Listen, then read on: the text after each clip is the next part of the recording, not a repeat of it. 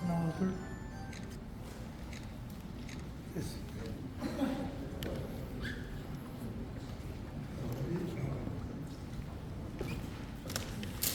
시간 어느 정도 할까요? 7시까지. 7시요. 네.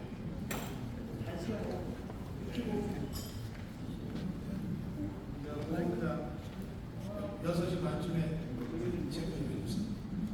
안녕하세요. 고영욱입니다.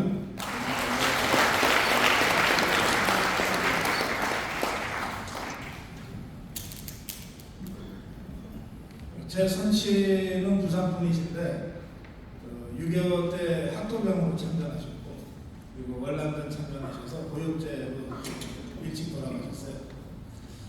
예, 제 선친이 대구에서 군생활 하실 때 58년에 제가 대구에서 갔습니다.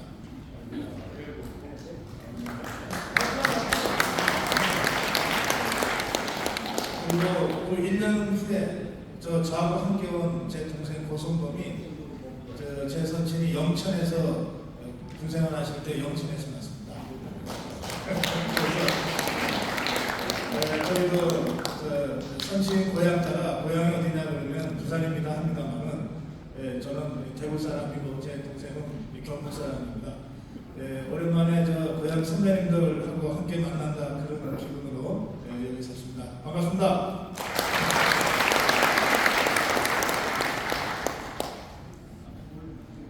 지금 여기 계신 여러분들이 아니셨으면 1년 전 우리 대선에서 이기지 못했습니다.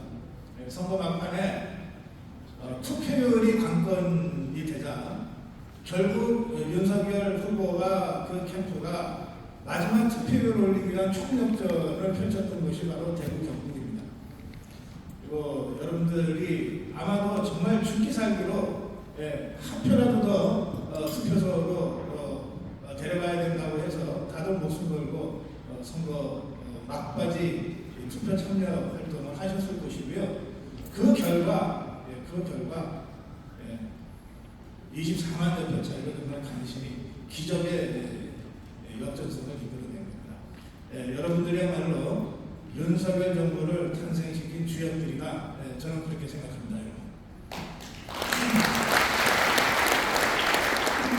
그렇기 때문에 윤석열 정부를 성공시키는데도 여러분들이 어느 지역 분들보다 더 막중한 책임을 지고 있다. 이건 운명적이구나. 저는 그렇게 생각합니다. 오늘 제가 여러분께 먼저 몇 가지 윤석열 정부는 무슨 일을 해야 성공한 정부가 될 것인가 이 말씀을 제가 먼저 드릴 건데요.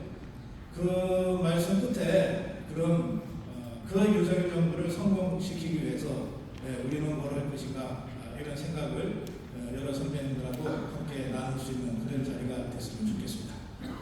아까 우리 회장님께서 인사 말씀하시면서 잠깐 말씀 꺼내셨는데 지금의 대한민국이라고 하는 것은 도대체가 상식이 통하지 않는 그런 사회가 된 것 같다 이런 말씀하셨습니다. 그게 어쩌다 그렇게 된 게 아니고 종북주사파들이 조직적으로 우리 사회를 상식이 통하지 않는 사회로 만들어버렸기 때문에 그렇습니다. 1948년에 이승만 대통령이 건국을 하고 그리고 그 이후 박정희 대통령이 근대화를 이뤄내고 그리고 그 이후에 전두환 노태우 대통령과 김영삼 대통령의 역사적 대타협에 의해서 거의 피 한 방울 흘리지 않고 민주화를 이루어냈습니다.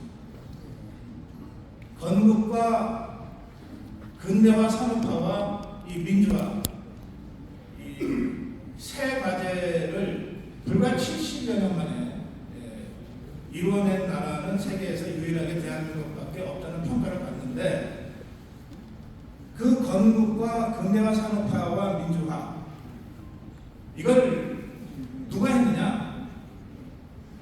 바로 이 자리에 계신 바로 여러분들 우리 대한민국의 자유우파가 대한민국의 주류 세력인 자유우파가 바로 그 역사적 과제를 실현해낸 겁니다.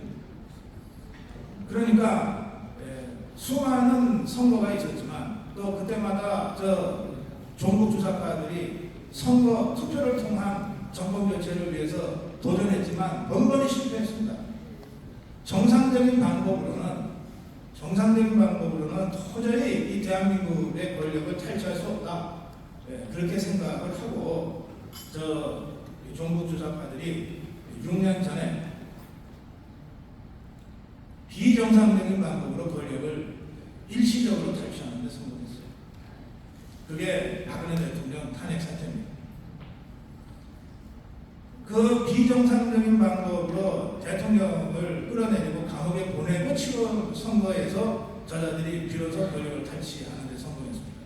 그걸 하기 위해서 사전에 여러 번에 걸쳐서 훈련을 합니다. 파이브 테스트라고 하는 걸 해봐요. 이명박 때 광우병 파동을 일으켜보고 또 천안함 괴담, 무슨 사드 괴담 이런 거를 계속해서 만들어 봅니다. 그러면서 이게 정상적인 방법으로는 대한민국 체제가 흔들리지 않는데 뭔가 완전히 몰상식한 방법으로 얼굴 철판 완전히 깔고 뻔뻔하게 거짓말을 하고 그것도 수십 차례 수백 차례 거듭해서 모든 언론을 통해서 떠들어대니까 이게 국민들이 흔들리더라. 우파들이 무너지더라. 그걸 광우병 파동 때부터 이 종북 주사파들이 체감하기 시작합니다. 저는요, 박근혜 대통령의 탄핵 사태는 그러니까 2016년 가을, 2017년 봄에 있었던 박근혜 대통령의 탄핵 사태는 2008년에 저 종북 주사파들이 말도 안 되는 터무니없는 괴담을 유포하면서 광우병 파동을 일으켰을 때 이명박 대통령이 청와대 뒷산에 가서 눈물 찔찔 짜는 그 순간 시작됐다고 생각합니다. 완전히 약도였어요. 저것들 흔들면 흔들리는 거예요. 거짓말을 퍼뜨리니까 이게 먹히는 거예요. 530여만 표의 압도적 표차로 당선된 이명박이라는 자도 우리가 한 수십만 명 모여가지고 떠들어대니까 뒷산에 가서 눈을 짜는 거예요. 저 동네 양아치들도 싸움할 때 기싸움에서 이겨야 이긴다는 거예요. 합법적으로 그것도 530만 표 차이로 압도적으로 승리한 대통령이 취임한 지 불과 몇 달 만에 그게 뭐라고 완전히 거짓말로 괴담 앞세워가면서 그저 수만 명 수십만 명이 몇 차례 모였을 뿐인데 청와대 뒷산에 가서 눈물을 냈잖아. 완전히 알고 보였어요. 그때부터 수없는 괴담들이 판을 치기 시작했고 그때마다 주춤주춤 우리 자유표가 밀리기 시작했어요.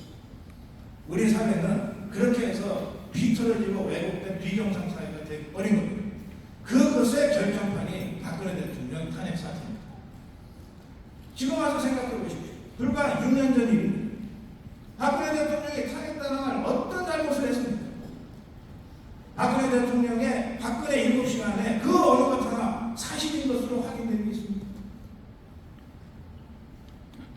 완전히 거짓말 선전선동에 우리 대통령을 뺏겼어요. 감옥에 5년, 4년, 9개월이나 처박아놨어요. 지금도 우리 자유파 진영 안에서는 박근혜라는 이름이 마치 금기처럼 되어 있습니다. 탄핵의 이 추억이 소환될까 봐 겁이 났습니다. 저 집권당이라는 국민의힘에서 박근혜 대통령의 명예회복을 해야 된다고 주장하고 당당하게 주장하고 행동하는 국회의원이 단 한 명 있습니까?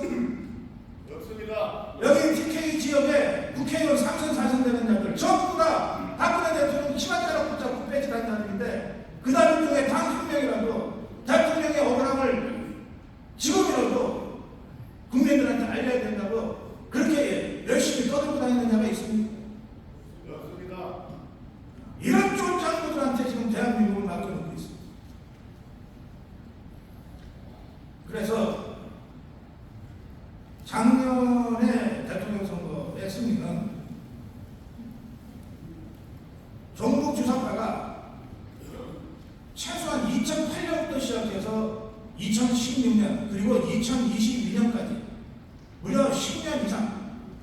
14년, 12, 13년간을 우리나라를 쥐고 흔들면서 유포한 온갖 거짓과 괴담, 그로 인해서 왜곡될 대로 왜곡된 대한민국 사회, 이것과 싸워서 우리가 간신히 이긴 거예요.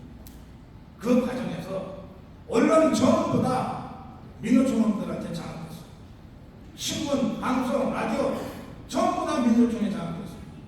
지식인사회, 종교인들, 뭐뭐뭐 하는 시민단체들, 심지어는 자유총연맹, 평통, 과사력, 생활당이 전부 좌파들한테 다 잠식당하고 장악당해가지고 대한민국을 지켜야 되겠다는 우리 대한민국 자유파는 할 수 있는 거라고는 광화문에 태극기 들고 그냥 혼자 나가는 것밖에 없었단 말이에요. 정말로 대한민국이 무너질 뻔했어요. 이런 상황에서 국민의힘에서 무슨 대선도 만들어내서 얘기했습니다. 아까 우리 회장님 말씀하신 대로 윤석열 대통령은 대통령 되기 전에 늘 검찰이었기 때문에 정치적인 입장 표명을 할 수 없는 사람이었어요.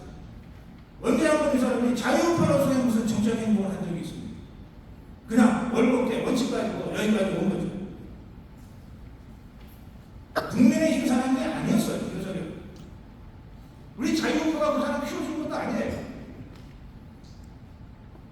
그런 사람을 정말 맨 마지막에 양자들이듯이 들여가지고 간신히 선거에 이깁니다. 그러니 우리가 비록 1년 전에 대선에서 이기기는 했지만 대한민국을 건국하고 대한민국을 근대화하고 대한민국을 민주화한 대한민국의 주류로서 다시 그렇게 생각해보면 이야말로 정말 참담하고 처참하고 쪽팔리는 상황이었다는 거예요.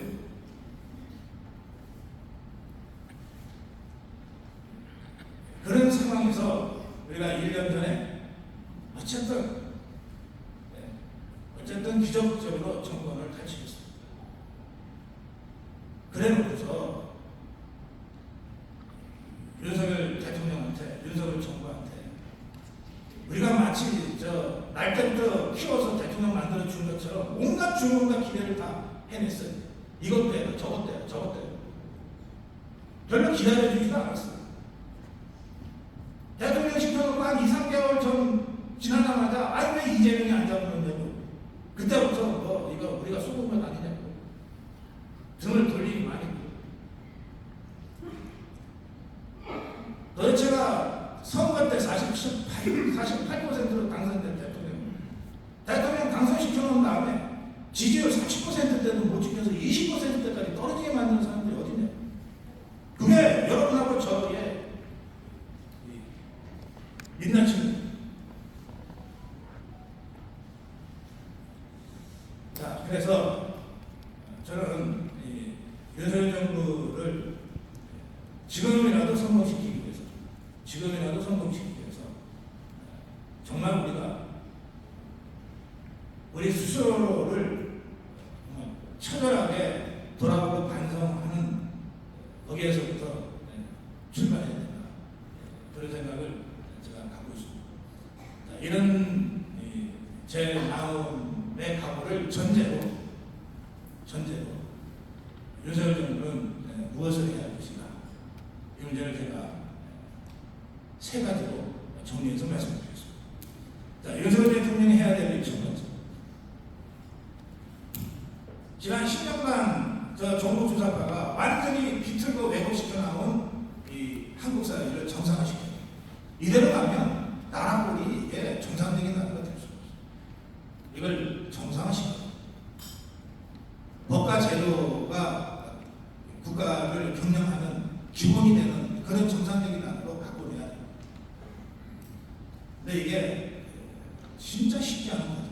왜냐하면 저 10년간에 걸친 종북주사파들의 비틀림과 왜곡으로 국가 기구가 정상적으로 작동되는 것이 한 군데도 없기 때문에, 그리고 그 비정상에 익숙해져서 그 비정상에 편승해서 과장이 국장되고 국장이 차관되어 있기 때문에 이것들이 그 비정상을 바로잡는 순간 지목을 내놔야 되니까 결산적으로 저항합니다.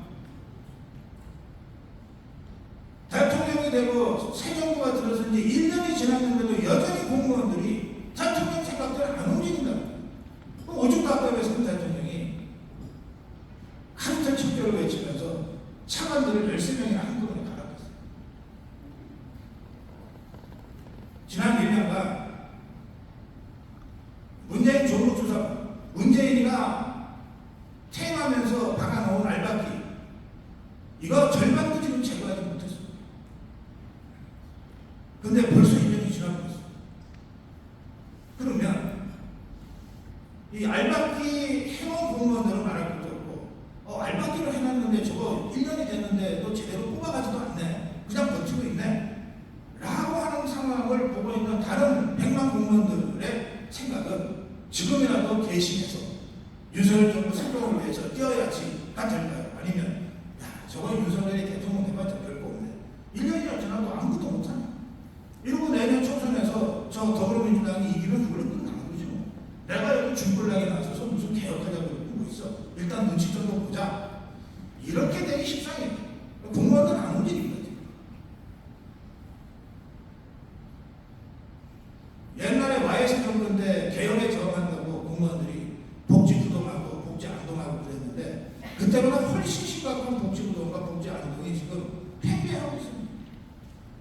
그러니까 자 여러분들 우리가 1년 전에 윤석열 대통령 뽑을 때 저 사람 뽑아놓으면 딴 건 몰라도 이재명이 문재인이 확실하게 처리할 거야. 이런 기대들이 다 있었잖아요. 근데 이재명이 문재인이를 누가 처리할 거야? 대통령이 직접 가서 수갑 채우고 끌고 갑니까? 결국은 공무원들이 하는 거예요. 검사들이 하는 거예요. 그것도 수사검사들이 하는 거예요. 그 의사들이 전부 문재인 때 다 정치적으로 오염되고 특혜받아가지고 이런저런 자리에 있던 것들을 뽑아내는데 한 6개월 이상 걸렸어요. 검찰 중간간부 인사가 대통령 취임하고 6개월 이후에나 간신히 이루어집니다. 그게 지금 이제 진영이 어느 정도 갖춰졌다고 하지만 이 공무원들이 이재명의 죄를 증거로서 밝히고 문재인의 죄를 증거로서 밝히지 않고서 무슨 수로 이 자들을 사고치냐. 검찰이 그건 안 움직입니다. 그리고 앞으로도 이 자들이 면피용으로 하는 듯이 할지는 모르지만 진짜 나라를 바로 세우기 위해서 이재명을 내가 잡아놔야 되겠다. 내 검사 생명 걸고 내가 승부 보겠다. 이런 검사들이 과연 얼마나 있어서 이재명이 사법 처리하고 문재인이 사법 처리할 수 있을지 저는 사실은 확신할 수가 없어요. 그러니까 우리는 이런저런 사정도 살펴보지 않고 야 어떻게 1년이 됐는데 아직 이재명이 하나 못 잡았냐 이렇게 대통령을 비난하는 수밖에 없는 거죠. 저는 이렇게 대통령한테 아직 1년이나 됐는데 이재명이도 못 잡았느냐고 윤석열 대통령한테 비난하는 우리 자유파의 심정을 무시해서는 안 된다고 생각해요. 그 심정은 잘못된 게 아니잖아요. 그런데 동시에 이걸 못 잡아놓은 그런 이 권력 메커니즘의 한계라고 하는 것도 동시에 우리가 인식을 해야 되는 거예요.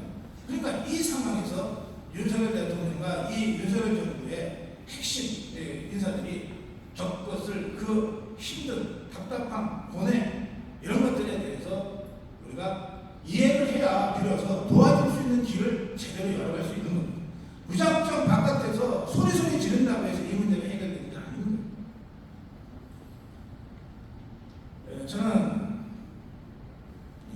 윤석열 대통령의 첫 번째 과제는 이렇게 뒤틀어지고 왜곡된 비정상의 우리 사회 행정 정치 구조를 하나하나 바로잡는 일이 윤석열 대통령이 해야 될 첫 번째입니다. 이렇게 생각합니다.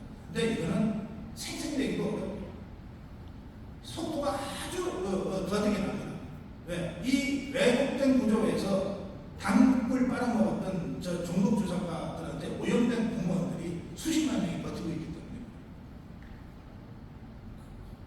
이게 우리가 윤석열 정부, 윤석열 대통령의 그 쇄신과 혁신에 대한 기대를 갖고 있으면서도 여전히 좀 속 시원하게 못하냐라고 답답하게 생각하는 그 대목과 관련된 저의 해석입니다. 그다음에 두 번째는 법과 제도를 개혁한다는 건 시간이 많이 걸리고 체감도가 떨어져요. 지금 예컨대 규제개혁위원회 김종석 위원장과 한덕수 위원장이 공동으로 수백 건의 규제를 해제하고 있지만 이거는 해당되는 그 규제 개혁에 해당되는 수혜자 말고는 다른 국민들은 알 수가 없어요. 그렇다고 이거가 매번 무슨 탕진세는 하는 건 아니잖아요. 네, 제도 개혁은 시간이 많이 걸리는 대신에 체감도는 떨어진다. 근데 이건 안 할 방법은 없어요. 이걸 안 하면 나라가 정상화가 안 되니까. 그래서 어쩔 수 없이 해야 돼요. 그러면 보통서는 이 과정을 거치면서 동시에 체감도도 높고 그런데 하기는 쉬운 일이 또 있단 말이에요. 이걸 통해서 윤석열 정부의 정책 지지는 지지대로 만들어 가야 되는 거예요. 그게 뭐냐? 그게 이재명이 집어넣고 문재인이 집어넣는 거예요. 제가 아까 이것 집어넣는 게 그냥 말로 되는 건 아니다 했지만 우리나라 검찰은요 세계에서 세 손가락 정도 들어갈 만큼의 수사력을 자랑하고 있는 검찰이에요. 하고자 마음 먹고 의지를 세우면 이재명 따위를 못 잡아놓습니다. 문재인 따위를 못 잡아놓아요. 아무리 김명수 사법부가 사건을 지원하고 재판을 지원하고 영장을 기각시키고 하다못해 조국이 핸드폰을 아직까지도 압수수색을 못하고 있는 그 김명수 사법부 이제 9월이 끝납니다. 사법부의 수장부터 바뀝니다. 그러니까 저는 올해 말 내년 초에는 1차 이재명 사법 처리에 승부를 봐야 된다고 생각합니다. 사실은 그거 하라고 대통령이 한동훈을 법무장관으로 앉히고 이원석이를 검찰총장으로 앉혔다고 저는 해석하고 있어요. 그러다 보니까 그 투수동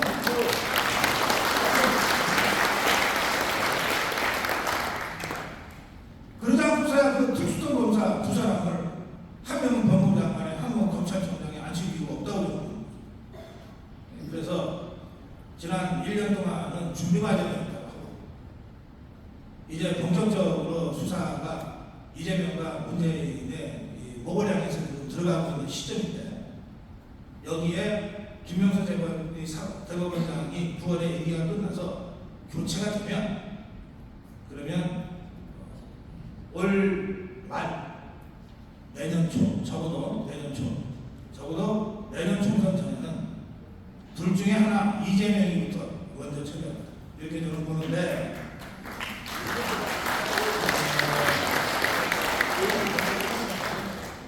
왜 이재명부터냐? 이게 작품이니까 작품부터 처리해야지. 문재인의 죄는 국기를 물러나고 국가의 근본을 흔든 죄거든요. 탄핵 영상만 해도 에너지 100년 대결을 완전히 무너뜨린 그런 범죄 행위고 해수 공무원 북한군한테 뻔히 학살당하고 시신이 훼손됐는데도 제대로 대응하지 못했을 뿐만 아니라 안 했을 뿐만 아니라 이걸 거짓으로 국민들 속였잖아요. 북한에서 자유를 찾아 넘어온 탈북 국민 두 사람을 뻔히 죽을 줄 알면서 강제로 북송시켰잖아요. 이거는 이재명의 잡범 수준의 뇌물 사건, 뇌물 의혹 사건이라든지 뭐 이런 것하고는 차원을 다릅니다. 대한민국의 근본을 흔들어버린 국사범에 해당됩니다. 그래서 그 죄질이 이재명에 비해서 매우 무겁고 처벌도 엄격하게 가혹하게 해야 되는 그런 범죄입니다. 그래서 일단 총선 전까지는 이재명이부터 사법 처리하고 그리고 총선 후에 문재인을 사법 처리해서 대한민국의 정의를 바로 세우는 그런 일을 윤석열 정부가 할 거고 꼭 해야 된다. 그렇게 말씀드립니다.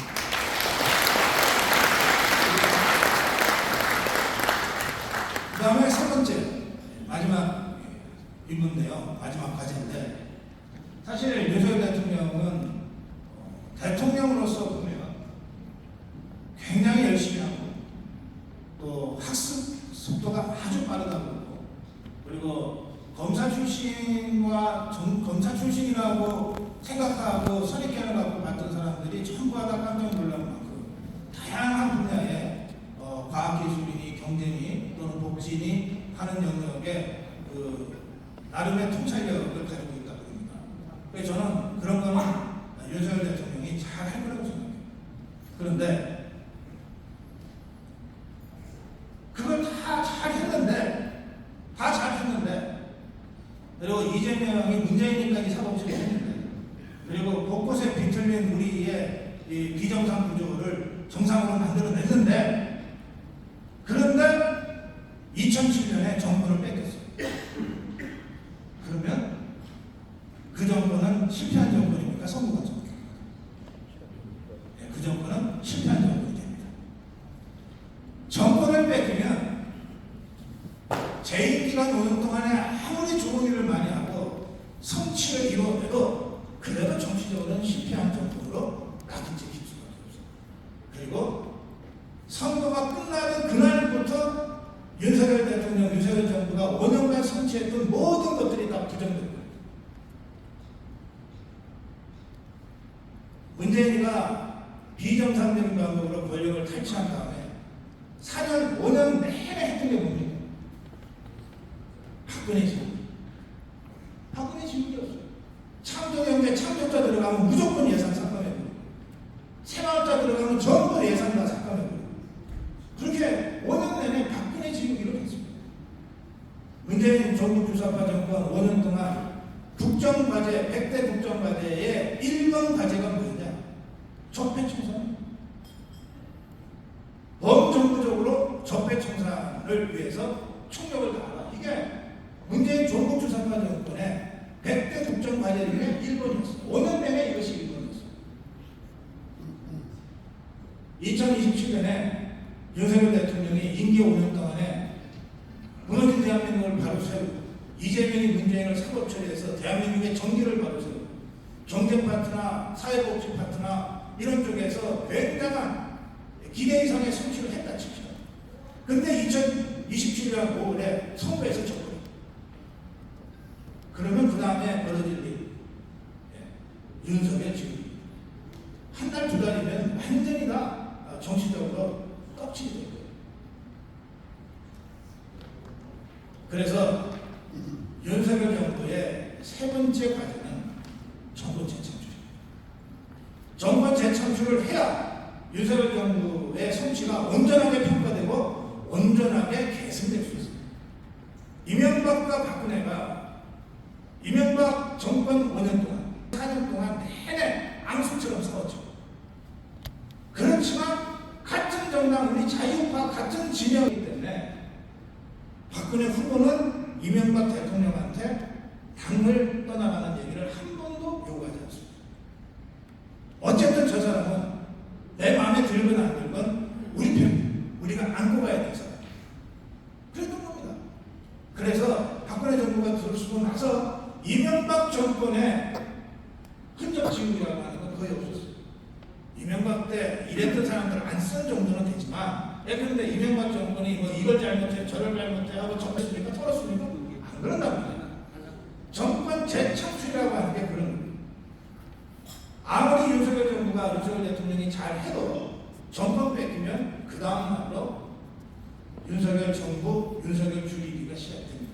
종북주사파들은 그렇게 해야만이 대한민국을 자기들 마음대로 휘두를 수 있기 때문에 그 짓을 할 거예요. 그래서 윤석열 정부의 세 번째 마지막 과제는 정권 재창출.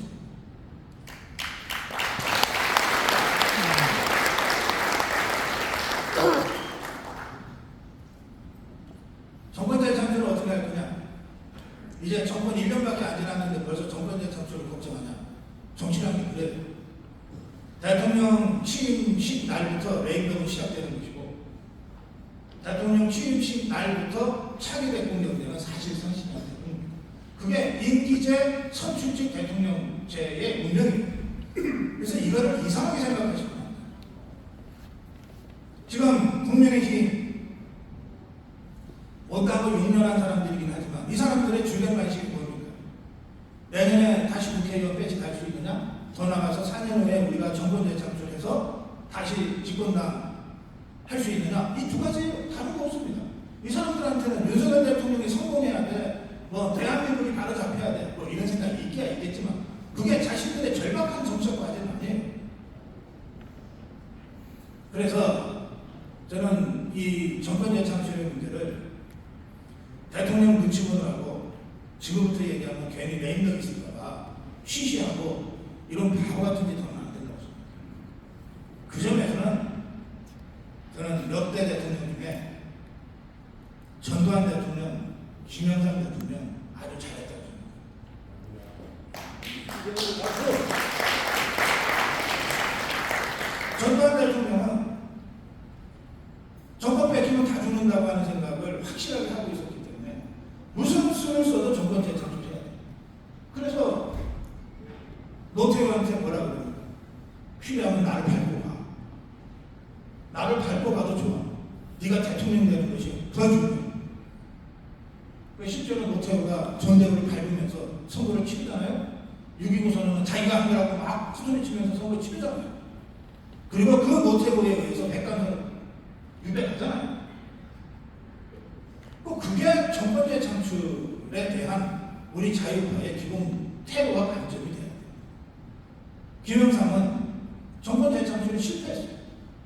그래서 김대중 정권 때 온갖 모욕을 당하고 조롱을 당했어요. 그렇지만 불용을 키워내서 정권 중반부터 불용을 키워내고 이 불용을 마음대로 뛰어다니게 만듭니다. 일부러 총기도 시켜요. 그래서 차기 대권주자들이 득실득실한 정당으로 만드는 거죠. 그 중에 하나가 정권을 잡았다면 그 이후에 김대중 노무현 10년은 우리가 겪지 않아도 됐죠. 그 점에서는 이해창이 우리 정치사에 지은 죄가 큽니다. 그건 좀 좀 차원이 다른 문제니까 논의를 하고. 그래서 저는 윤석열 정부의 세 번째 과제 정권 재창출을 하기 위해서는 딱 한 가지만 하면 됩니다. 윤석열 대통령이 차기 대권 주자들한테 야, 내 눈 씹어지 말고 마음대로 뛰어 라고만 해주면 된다. 정치인은 다 자신의 정치적 목적이 있어요. 목표가 있습니다. 그리고 그 목표는 궁극적으로 대통령이 한번 되보는 거예요. 누구나 다 그런 꿈을 갖고 있는 잠재적인 자기 주자들이에요. 그런데 여당일 때는 대통령 눈치 보느라고 이걸 함부로 표출하는 거예요. 그러다가 너무 늦게 시작을 해서 제대로 달려보지도 못하고 준비에 끝나는 사람들이 많아요. 이것만 풀어주면 마음껏 달려봐. 그것만 되면 저는 저쪽에 이재명이 하나 달랑 갖고 있는 저 종북 주사파들보다는 우리 쪽이 훨씬 더 경쟁력 있는 대통령 후보들을 여러 배출하고 그들 간에 치열한 경쟁을 통해서 진짜 경쟁력 있는 최종 후보를 우리가 내세울 수 있다 이렇게 생각합니다.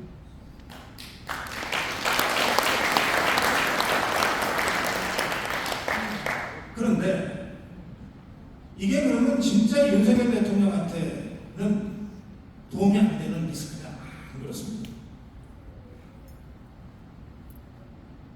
뒤로 호박씩 가면서 차기 대권 그림이나 그리는 이런 사람들보다는 대놓고 경쟁을 하면서 그 경쟁 중에는 상당 부분 대통령에 대한 충성 경쟁까지 포함될 수가 있습니다.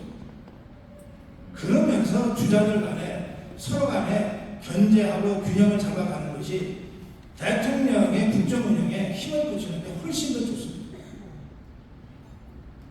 보세요. 지금 대구에 시장하는 사람은 다 4년을 생각하면서 모든 거 거기다 맞춰놓고 있잖아요. 그 사람이 뭐 내년에 국회의원 한 번 더 하려고 그렇게 합니까? 2026년에 대구시장 한 번 더 하겠다고 저렇게 합니까? 그 사람의 목표는 처음부터 2027년 대선 한 번 더 나가는 거예요. 끊임없이 자신의 존재감을 드러내기 위해서 되는 말 안 되는 말 하고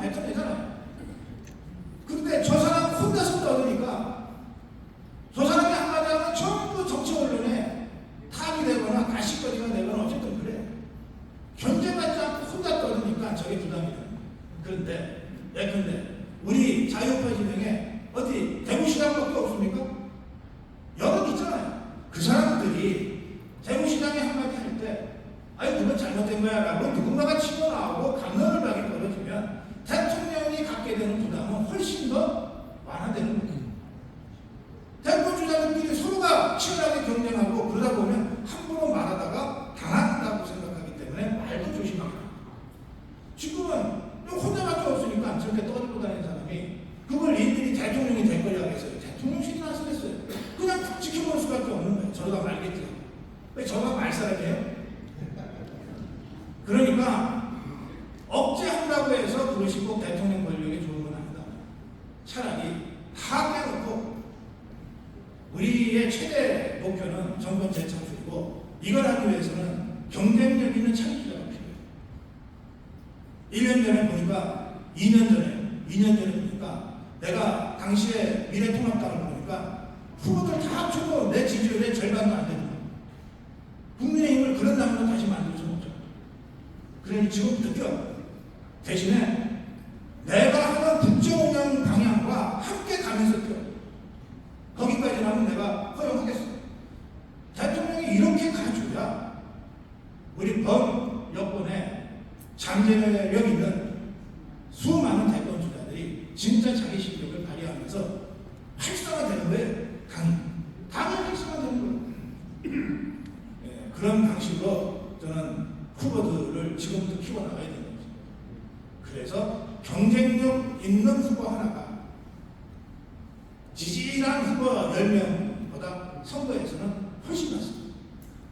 우리가 1년 전에 윤석열이라는 경쟁력 있는 후보를 영입하는 데 성공했기 때문에 이긴 거지 뭐 다른 방법으로 1년 전에 선거 승리를 설명할 수는 없지 않습니까? 그래서 저는 세 가지를 윤석열 정부의 성공을 위한 방법으로 제시했습니다. 첫째는 좌파들이 완전히 일그러뜨리고 왜곡시킨 비정상적인 사회, 정치, 행정 구조를 바로잡는 일. 근데 이거는 꼭 해야 되는 일이고 무지무지 어려운 일인데 별로 빛은 안 나요. 그래서 두 번째, 이 일도 하면서 화끈하게, 간단하게, 그런데 확실하게 정책 효과가 있는 이재명 사법 처리, 문재인 사법 처리를 꼭 해야 돼요. 세 번째, 레임도 걱정하지 말고 지금부터 차기 대권 정권 재창출의 공통의 목표를 내세우고 차기 대권 주자들이 각자의 영역에서 마음껏 기량을 발휘하고 역량을 발휘하면서 그야말로 상생하는 경쟁적 협력관계를 만들어가고 이걸 운영해가는 정치력, 이걸 대통령이 발휘해서 진짜 경쟁력 있는 1년 된 윤석열과 같은 그런 후보를 만들어내서 정권 재창출하는 것이 세 번째 윤석열 정부 성공을 위한 마지막 과제다. 이렇게 말씀드립니다.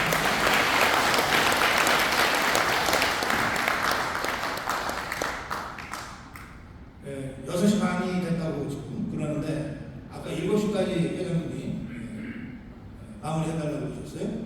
그래서 지금부터 30분간은 여러분들의 질문과 의견이 있으시면 제가 답변해드리는 그런 순서로 진행하도록 하겠습니다.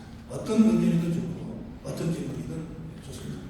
저쪽에 손 드셨는데요. 저희 방송국 마이크 드릴 테니까 그리고 여기 장례 마이크 있나요? 네, 말씀하시죠. 일단 큰 소리 내주세요.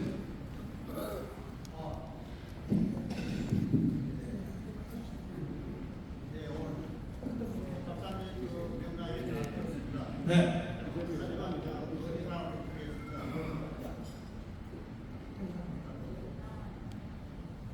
다른 게 아니고요. 네.